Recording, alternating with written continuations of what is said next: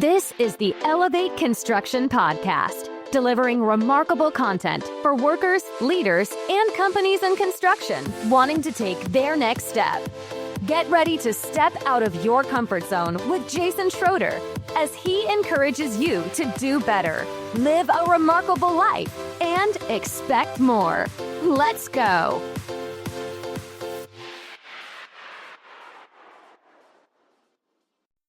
Welcome to the Elevate Construction Podcast, where we share stories of success from other professionals in our industry.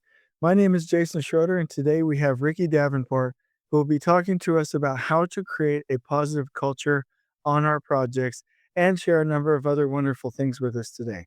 So before we begin, please share this podcast with anybody that you feel would like the content today about creating a positive environment. Also, a reminder is you can listen to this podcast at normal speed or on any of your apps at an increased speed. And if you're on the Apple Podcast app at 1.5 or 2 times the speed. So today we have, again, like I said, Ricky Davenport, one of my favorite human beings, and he is a project superintendent over a very large and very detailed project, 68,000 square feet, with a lot of folks on site doing work right now up in Pocatello, Idaho. And this building just has some of the best high-end finishes I've ever seen. And he has been able to create just a wonderful culture on site. I walked that job about 2 weeks ago, and literally it's best in class. And so I said, we need to do a podcast. He was gracious enough to say that he would do a podcast. And so here we are. So say hello to everybody, Ricky. How's everyone doing today? And I hope the answer to that is fantastic. So let me ask you your first question. Give us a little bit about your background, just, where you grew up, the size of your family, kind of what you're doing now, maybe something you like doing, and then we'll kick it off with some further questions. Well, I grew up in Kirkland, Washington, and loved sports and got into construction my junior year of high school.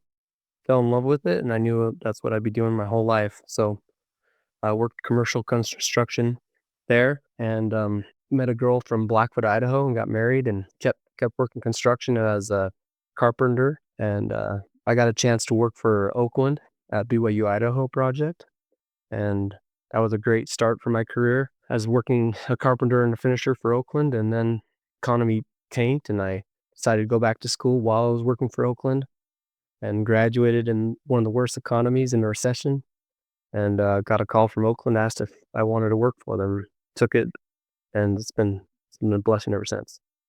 So, Ricky, let me ask you a question. How long were you a carpenter and a finisher, if you don't mind me asking? For Oakland, I was 2 years, but before I worked for Oakland, I framed commercially, and I also ran my own company for 2.5 years. And what degree did you go for? What did you finish with when you went to school? I got a bachelor's in construction management. Well, fantastic. I love it. And then how many kids do you have? I have 6 kids. They're the best, and a wonderful wife. That's awesome. And it can be done. You can be a great superintendent while managing all those roles. Okay, well, tell me about that really quickly, because that's one of the biggest things we try and do. So expound on that if you don't mind. Give us a little history there. Well, there's this ideal in construction that you have to work, 80-hour weeks, 70-hour weeks, and you have to yell at everyone and run around the job site pointing fingers and really pushing work. But if you have a good plan and it's well communicated, you can make anything successful as you communicate that plan and get buy-in from everyone on site, not just from the superintendents, but all the way down to the general laborers on site. They can feel the energy as you reinforce positive reinforcement as well as visual communication. And so I think what we're going to find out is that throughout this podcast that you've been able to share this plan and create stability on site and get home for your wife. So let me ask you this. Let me put you on the spot. Would your wife and kids say that you're home more with Yeah. Okay. All right. So and my team holds me accountable for that. And that wasn't always the case earlier in my career. It's been a shift, but I found that I'm more productive. I'm more ready and alert to the needs of the project as I manage my personal life. I love that. And the other thing that you said, and so just a little bit of background about Ricky is that he spent, and I think it was 9 months, right, Ricky, in the scheduling department doing nothing but schedules. Is that correct? Yeah. Yeah, about 7 months. 7 months? Okay, and so Ricky is one of the best schedulers that I've been around, well, you know what I mean, a scheduling superintendent, and I'd like to do a quick plug that, if there's ever a way that as a superintendent, anybody listening or a PM that you can get that experience and not just have to broker that out to somebody else, it will greatly benefit your career. Every great superintendent and builder I know knows how to schedule. Anything you wanna add to that, Ricky? Sure. I think that's the key to anything because that's how you win in construction is through the schedule. That's how you stay on cost. That's how you create quality, having sufficient time to do what the work is needed. But the schedule's been the big difference in my career. Making a realistic schedule with buy-in and tracking to that schedule, not as a bat walking around with a bat beating the schedule across everyone's head, but really leading out and using that as a tool to create shared success among all the trade partners because they all have goals too. They all have dreams and they have lives too. So when we're on schedule, they're looking good. Their boss is happy. Their home life's good, and they can do so much better at work. They're engaged, and they can lead their personnel and their company as well. I love that. So let's get right into it. I appreciate this. So I'd like you to describe your role on the project and then just give us a brief description of what the project is. And then I'm going to point to some of the steps that you've taken to get it to the point it is today. So let's start with what is your role and describe the project. I'm a senior superintendent for a large project, like you said. I have two superintendents underneath me, rough end superintendent and a finish superintendent. And I also have an exterior envelope foreman, as well as a concrete foreman and an interior carpenter foreman.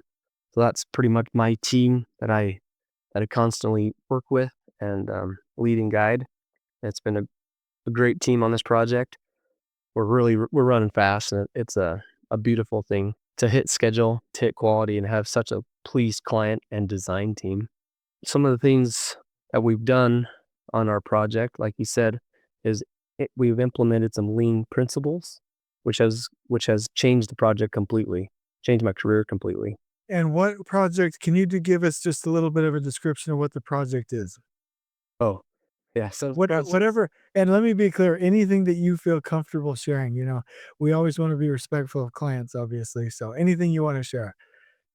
yeah, so the project is a religious building, and so the finishes are really high, and it's a beautiful building where the community has been very supportive and very excited for this building to be erected, and that they can be in a great community in their area. And we have a very involved client with a integrated design team. One of the best delivery methods we have on this project is that integrated design team. And everything we brought trade partners on really early to the project before design even started, so we can work together and make a flawless building so construction can proceed quickly and without change orders and this battle between contractor and design team. It's a team effort. So, and I'm not gonna ask you, thank you for that, by the way. I'm not gonna ask you to list out everything that you've done, every step that you've taken from beginning to end. But I would, and if you want to, you're absolutely welcome to, but I would like to ask you, what are some of the things that have made the biggest difference? And maybe pick two of them. So you already said having integrated design partners, having an integrated, extended team, integrated communication, integrated systems, integrated goals, right? Integrated contracts as much as you possibly can, integrated technology, integrated systems, like I said. So so that's one of them, right? How you treat people is another, but give me at least your top two best things that you've implemented on that project to create the kind of organizational health that you have. And let me just first say that when you walk Ricky's job, first of all, it's clean and organized, which is the first key indicator. The other thing is it's good quality work. And then what I noticed about Ricky, and it's going to be uncomfortable for you because I'm bragging about you, but you walk through the halls and people turn around and look at him and he's like, "Hey, thanks for wearing your mask during COVID-19. Hey, great job on such and such. Hey, how you doing? How's your family?" And there's a real connection there and people are just happy to be there. It's kind of like being at Disneyland. So, what are the two top things that you have done to create that culture? Well, if we go to battle, and that's what we do in construction, we have rules of the game. But if we go to battle, we need to know who's on site. We need to know the people. We need to know their dreams and their ambitions in life. And if you think you're too busy for that, then you're not leading your team. That's a big one. So just getting to know the feel, the people. Uh, One of the key things that we've done on our project is our foreman huddles. That's at 3:00 every day. I think that's create more momentum and more teamwork than any other meeting I've ever been on. In most projects in construction, you have a superintendent meeting maybe once a week for a couple hours, and then you don't talk for a week, and then get back together and realize a lot of the commitments weren't made, a lot of roadblocks were not communicated, and it just derails a project. So this every afternoon at 3:00, all the foremans come in and we all talk, and it's mostly just tell us your roadblocks. What's preventing you from hitting these milestones? Like, just tell us. We will take care of it. We will stay up all night, all day.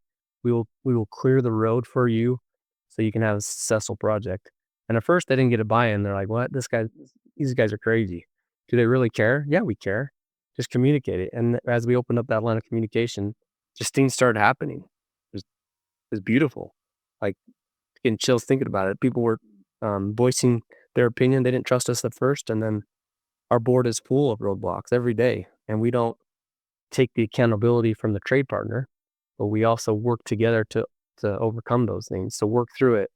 It's great to go to the meeting and not to say anything. It's a team meeting, but everyone's holding each other accountable. They're communicating in that meeting. They're clearing roadblocks, not just design issue, but cleanliness, safety, deliveries. It's their meeting. And as you meet, you can feel the energy. And if you make a safe place, we can really make fun of each other. You can laugh a lot. And you wouldn't realize it's not like construction. It can be fun if you make it. And it's been a great thing, because as you hit schedule and as you pull plan and as you work and overcome all the obstacles that are in construction, because if construction was easy, computers would do it, right? Monkeys could do it, right? Where's the need for the construction managers, the superintendents of the world, the project engineers, the field engineers, project managers? Those would be not needed, but gratefully, construction's hard, it's difficult, and there's going to be roadblocks, there's going to be challenges. And as a team, as you overcome the challenges, it creates unity. And with that unity and momentum, you can do anything. You can hit any schedule. You can overcome any roadblock as you work as a team. So let's talk about momentum there because that really caught my eye. Well, let me first, before we get into the momentum piece, because I would like a couple of tips and tricks. You talked about laughing, so I will ask you that in just a minute. But what kind of pushback did you get? There are people all the time that will say, I wanna go do the worker huddles in the morning and talk to my guys, but what about COVID-19? Or I wanna do the foreman huddle, but the trade partners say they don't wanna do it.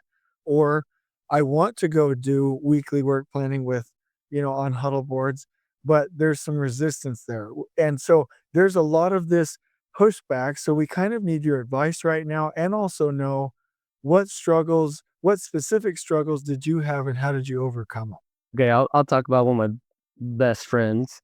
And we didn't start out like that, but first day on the job site, I show him where the crates are, where the pipe racks are on wheels, and he didn't buy in. He kept laying his pipe everywhere, and we kept taking it out of the building because he knows nothing touches the ground. And he's getting mad. He's like, "Why do you have to be so difficult?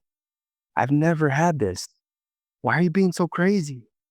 And I was like, I'm not crazy. I love you, man. I just can't have it. We got to be clean." And that's how it started. And it was maybe a little rougher than I'm communicating, but it was frustrating. And you should see now, everything's organized, everything's perfect. His work goes in perfectly. He's on schedule because he bought in. It took a while, so he didn't want to come to the huddle meetings. He said, "It's a waste of my time." He's like, "I only got 3 guys here. It's a waste of my time." I said, "You're getting buried because you're not coming to the meetings. You're not getting what you need because you're not communicating what you need." And he thought about it, and he would always be late, calling him up, "Siri, call so and so," like every day, every day. And I wouldn't give up on him. Some people are like, just he's not worth it. Just bury him. You know, let's make his life difficult. Well, I don't think that's not a team, right?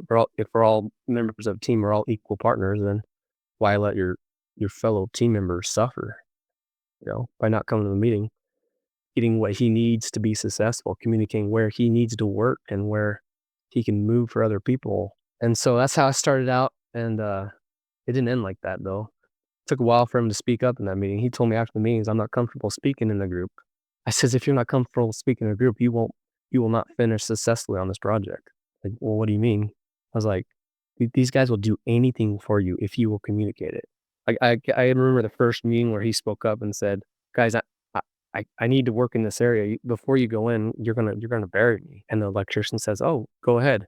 I can wait till Wednesday. If you can you finish that in 2 days?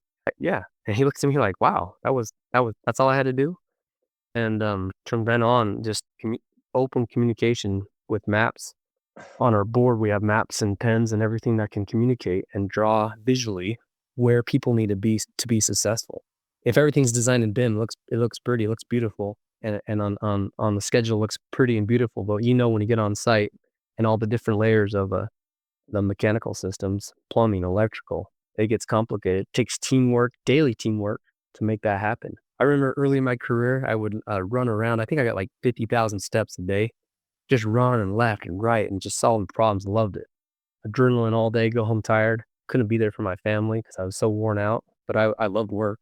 But with that meeting, it's taken, 30,000 steps and a lot of headache off my day as we meet together, talk about the roadblocks, and create energy and teamwork. Like, we're a family in there. We laugh a lot, and he laughs now.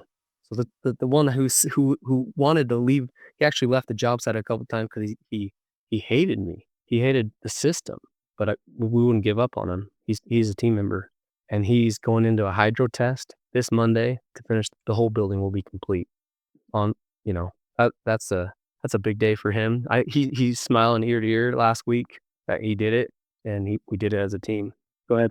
No, I'm really just kind of geeking out listening to you because first of all, the people on the podcast can't see you like I can see you on the Zoom call, and like when you smile when you talk about this.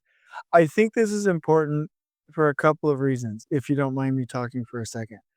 That my solution, the Jason Schroeder lazy method, is toe the line, strict dictatorship for the first 6 weeks until everyone like does what they're supposed to be doing.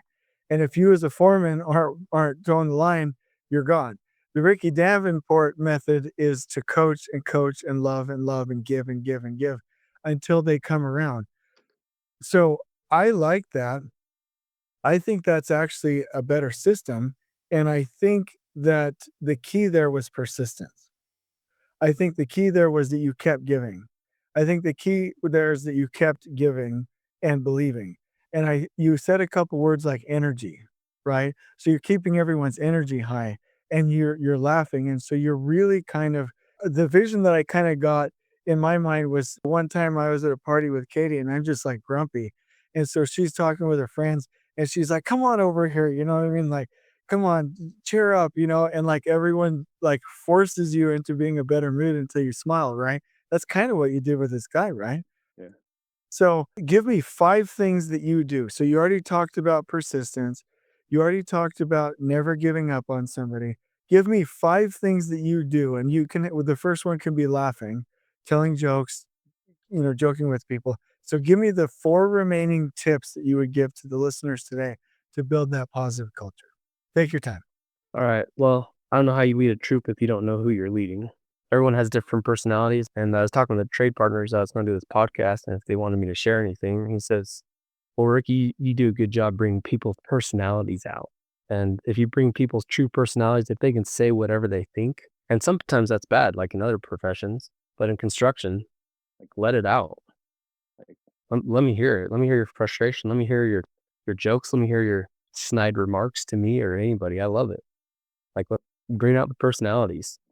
And when you let people be who they are, and everyone has different backgrounds, and you let that happen, it's comfortable, it's fun, and you can say anything to anybody in our huddles, and no one takes offense. I mean, they might a little bit, not really, just show. But you can. So what?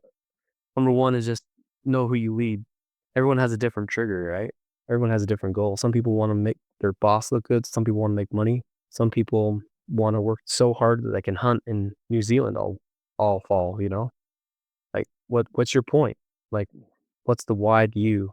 So that would be my first one, because as you get to know people, amazing things happen. And these aren't just skilled professionals we work with. They're building America every day. And it's just amazing that as a superintendent, as a project engineer, project manager, field engineer, that we get to work with the professionals of the world. Great blessing there. My second one is zero tolerance. So people were like, my whole career, even when I was getting in construction, I knew I wanted to be a superintendent. Ricky, you're too nice. Well, what do you mean? You don't go to hell for being too nice, do you? Well, Ricky, you're too nice. How can you be a superintendent? I was like, I don't know. That's what I want. That's what I want to do. And I can still be nice and still hold people accountable and smile and love life while holding the line. We just had a OSHA visit on site. She drove around 5 times trying to catch us. We had a lot of people. We have a large tower, almost 200 feet in the air, and with scaffolding being erected, and everyone was tied off. She drove around 5 times trying to catch those people while not being tied off. She walked in the building. She walked the site. She was very impressed how clean it was, and she really wanted to issue citations. She told us after the walk. She walks in, it's gorgeously clean, and everyone's wearing their mask, and everyone was safe, and we didn't get any citations that day. It was amazing. So zero tolerance is key. What are you going to put up with as a superintendent? And you don't have to be a jerk about zero tolerance. You can be nice and happy and hold people accountable, but you have to be consistent. You can't just, for your own, self-performed craft, you can't, you know, turn your back to them and let them do what they want to do, but then you hold everyone accountable. You can't let your friends, just because you're friends with them, you can't let them get away with anything. You got to be 100% accountable for everything, zero tolerance, and safety and cleanliness. If you start there, you will have a successful project, and you will be safe, and you will have an enjoyable time as you build America together. I love that. That's two. There's two more. Two more. I love it. I'm excited. I can't wait. So I talked about meeting with foreman, but meeting as a job, that's a big thing too. Because, who's this arrogant prick that walks the job that holds everyone accountable? Who is this guy? Well, let him see the real you. I mean, get out and talk to people. But as you meet as a whole team, all 200 workers spaced 6 feet apart with a microphone, talking about the wins and some of the losses of the week, and having the owner's rep there communicating how awesome everyone's doing, just how pleased the community is, and how clean and organized, and how everything's safe on site. We're dealing with professionals. We're not dealing with amateurs. This is a big deal. So as you treat people as professionals and not amateurs, they will rise to the occasion, or they're already there. When we treat people like professionals, like the Major League Baseball, you don't see, okay, this guy's not very good, so we're going to scoot up and we're going to throw him an underhand pitch because he's not very good. He can't handle the standards of a professional. Well, we weaken him. We don't make him feel like an all-star. We don't make him feel like a professional. We can hold people accountable, and they will rise to that accountability, to the new standard of construction, because construction is getting tough. We're getting less and less trained craft in the field, which is amazing for the craft because they get paid more and more because they have a trait that no one else has. And that's an amazing thing. So as we hold people accountable, they will rise to the standards, or to what your vision. And as a superintendent, that's a great blessing because you can share your vision. You don't have to tell everyone how to get there. You share your vision, and other people will catch the vision and hold others accountable.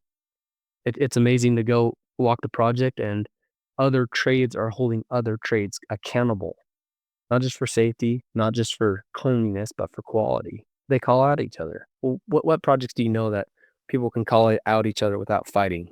Well, I haven't been on too many of them, but they can, because we're all in this together. I love that. Keep going. I'm dying. I'm dying to hear this. I don't know the fourth one. Oh no, we don't have to do fourth. Okay, go ahead. So another key indicator is how you treat people. I've been on projects when the design team and the contractors just bad talk each other back and back and forth. Why? If we're on the same team, like we gotta work together. We gotta work things out professionally because they're on our team. We're all one team fighting waste and variation. If we can eliminate those two things from our industry, everyone's goals will be accomplished. Everyone will get paid more, they'll be happier, their home life will be better, and they will be winners because they will feel like they're professionals contributing to America and making it great. Thank you for sharing that. So let me ask you a couple of so I'm going to do this. I'm going to say, what do you want to do next year or in 5 years? Now that you've proven that you can stabilize and create a fantastic and operationally excellent project, what do you do next? I'm gonna ask you that. Not yet. Hold on, not yet. And then I'm gonna we need to give the listeners some challenges and then just quick advice and then close this out. But first, I don't think you know Ricky Davenport until we know your favorite thing about construction. Sometimes when I'm walking with Ricky, literally he'll pull me aside and grab my shirt. And in fact, I hope that there's no way we can get in trouble. But the other day, even in COVID-19, he was like, I have to grab you. So he pulled me over. It's the first time I've ever hugged anybody in like 5 months. And he's like, I have to talk to you about this. Like the excitement, enthusiasm was fantastic. So if you know Ricky, you know that like he will stop you in the walk and just look you in the eye and say, I love construction. I just want you to know that I love what I do. So I want to know, what is your favorite thing? What like amps you up? Why do you love this business so much? Why do you love this so much? Jason, that's a great question. There's two things really. Can I divide into two? Is that all right? Yep, all good. All right, sounds good. The first one obviously is you can take an empty lot, you can create something new, amazing, beautiful that will stand the test of time, and you can take the beautiful things of the earth. You know, we have stone from all the way from China. That beautiful. We quarry it, make it beautiful, ship it over. We have just the beautiful things of the earth, the millwork, the studs, the gyp, all the copper conduit, just everything from the earth that we can take, we can organize it, we can make it better, and we can make something for somebody else that will stand forever. I love that. Don't you love driving through town? Oh, I built that one. I built that building too. I do. In Seattle, seeing those jobs, like I was on the high rise. It was amazing. I love it. And just looking back, that did that. That's probably my favorite thing is just organizing that, thinking about it, making a schedule, looking through the plans, and just making a plan. And then when that plan happens, oh man, there's nothing that describes it. I'm not a great talker. I don't shoot the shizzle with everybody, but I love building. I love to see the teamwork that goes into it. And that goes into my second part. My favorite thing about construction is the people. Like some people, so I work for the number one contractor in the world for revenue business, big company. They had their in-house engineers, and I got pretty good friends with this one engineer. Great, beautiful mind. It's great, intelligent man. And I was talking to him. I was asking why he was so antisocial because he had the beautiful mind, many things to share. And he says, Ricky, I laughed thinking about it. He said, Ricky, I'm not anti-social. I just don't like people. Like, how sad is that? And I think that's my second reason, totally opposite. The reason why construction is amazing because I love people. Like I seriously love people and I love hearing their stories. I love hearing their struggles. I love to hear where they've been. In our industry, we have a lot of people that speak Spanish, and I've been blessed to speak Spanish.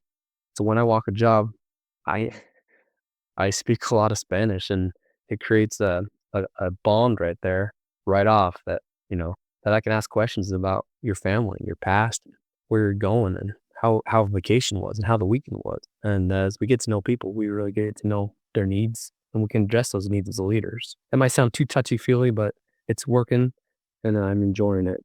You know, I think that it's no, I don't think. I know that it's what we needed to hear today because something that I just learned is that sometimes people have difficulty with the systems that we talk about.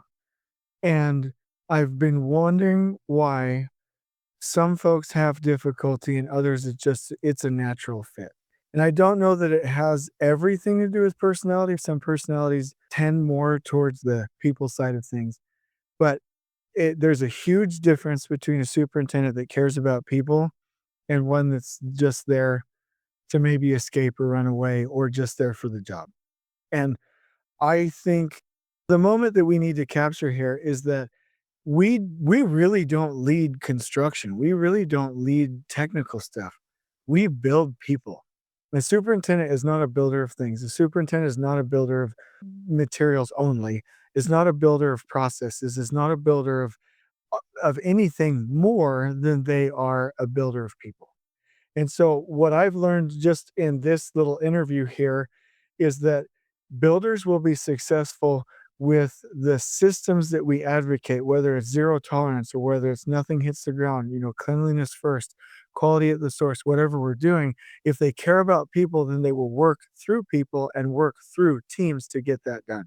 Anything you want to say there? Because that's really what I have heard listening to you here. Yeah, and the crazy thing with the human experience is people can really know. You can't fake like you care. I mean, try it. Like you just doesn't feel. You just can't feel it. You know, I've seen people do that in their career, try to use people to hit their own goals in their career. And the company I work for now just created a marvelous thing that you're not competing against the guy next to you. We're all a team. We all have the same goals, and it's a team effort. We're not competing against each other. But real quick, just to chime in there really quickly, I have noticed this about the company culture that we work in and that you're describing. When everyone's there to help each other out, that's when things get remarkable. And so let me ask you one more question, and then I really want to get to I'm going to list off the things that you wanted to challenge people and see if you have anything you want to add, and then any advice you want to add. Where do you wanna be in a year or 5 years? And it could be just one sentence, just like one little thing. Now that you've mastered these things, what's the next step for you? Why stop now? I mean, I want everyone to know about these things that can make their project successful. Schedules are getting more complicated. They're just getting tighter and tighter and tighter. And how many times are you going to get beat up before you implement things that can make you successful? How many times are you going to fail or lie to yourself and say you're winning when you're not winning? What's gonna snap in you to hold foreman huddle, to meet as a whole job, every day, every day, every day? What are you gonna do to hold that schedule? I know that it's made a big difference, the lean principles implemented in this podcast, stuff that Jason's putting out there and other trained professionals. They're making your life is better, that your jobs are better. And if you can't change, then there's not going to be a place for you in the industry because it's moving too fast. You will never keep up with where we're going. I like that. And, that goes back to the "Who moved my cheese" topic, right? I didn't move the cheese. The other podcast, hosts didn't move the cheese. The IPD world didn't move our cheese. The lean world didn't move our cheese. Like, the the industry is just heading in a different place, and we need to adapt, and we need to help each other. So what you're saying you did on the job, we need to now do together as an industry, right? I think Yeah. that's fantastic. Yeah, I don't. And the old way to manage it's not working. I mean, we're having less and less trained craft in our industry. So we got to be smarter and smarter and smarter, and we got to retain the next generation up and coming. And the way we used to manage isn't working. I agree. And so this might be a little bit weird because I'm going to list these off really quickly, but I want your mind to not have to list these out one by one in a summary, but to be able to accentuate them any way you want to. So what would the challenge to our listeners be? You had said before we started recording, to read The Go Giver. And that was an amazing book. And if you have everything you want to say here in a minute, please do. But here are the things that you said. Everyone has a dream, everyone has goals, and that you can really help others with their goals. And you can really start to implement habits on the site, whether it's laughing or complimenting people or getting to know people or challenging people to be better or communicating with the entire job site to go connect with people and help them with their goals. And then that gets them to 100% or as close to 100% capacity as you can. So, is there any other challenge you would give to our listeners? Anything else you'd say about the Go Giver? Well, if you're a go getter and you just get me, me, me, me, my glory, my career, my project, I'm super successful, I'm the man, then you failed. You failed as a leader because the go giver, and I've shared this mentality before, but this book has shed more light on it, that as we give to others and make their careers more successful and teach and motivate others to change, then our goals are accomplished. Our internal personal goals in our career and our life are met as we help other people meet their goals. As a superintendent, your job is to make everyone on that job look like an all-star. You're like, oh, it can't be done. Well, it can be done, and you'll figure it out if you really want them to look like an all-star. I don't care who you send them our projects, we will make them successful by not giving up and to teach and to teach and to teach, and we'll get there together.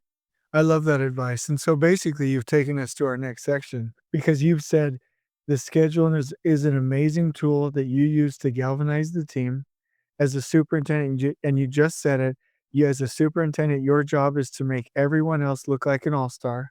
And that as an industry and as our industry gets harder, we need to be better and better and continue to change and grow and to adopt new successful techniques and share together.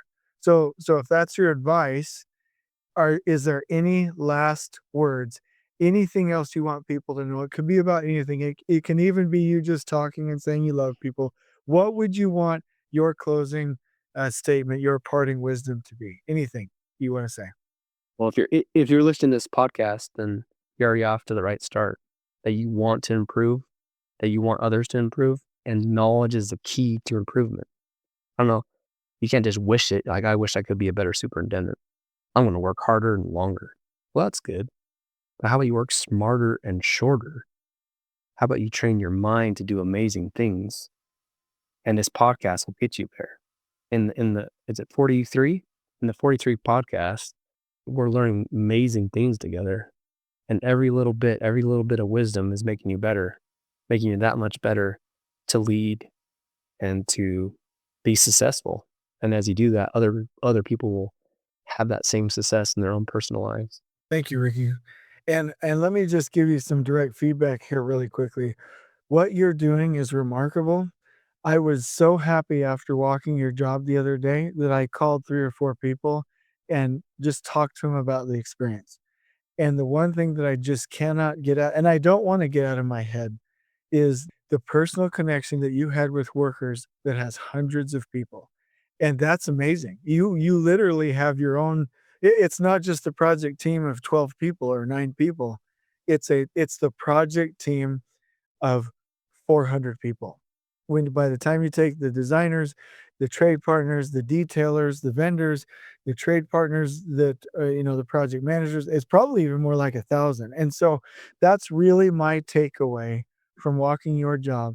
It's not a team of 12, it's a team of 1,000 because of the scaling, the communication, the positivity, the giving, the schedule, the rallying plan where everybody's headed in the same direction. So my direct feedback for you is that you are absolutely remarkable. We need so many more of you, and I appreciate you sharing your success today. And so please say goodbye to the audience here. Anything else you want to say, and then I'll close this down. On we go. On we go. I love that. By the way, I didn't come up with that. I stole that from a business unit leader, and I never asked him, but I know it's not copyrighted, so I'm gonna say it. On we go.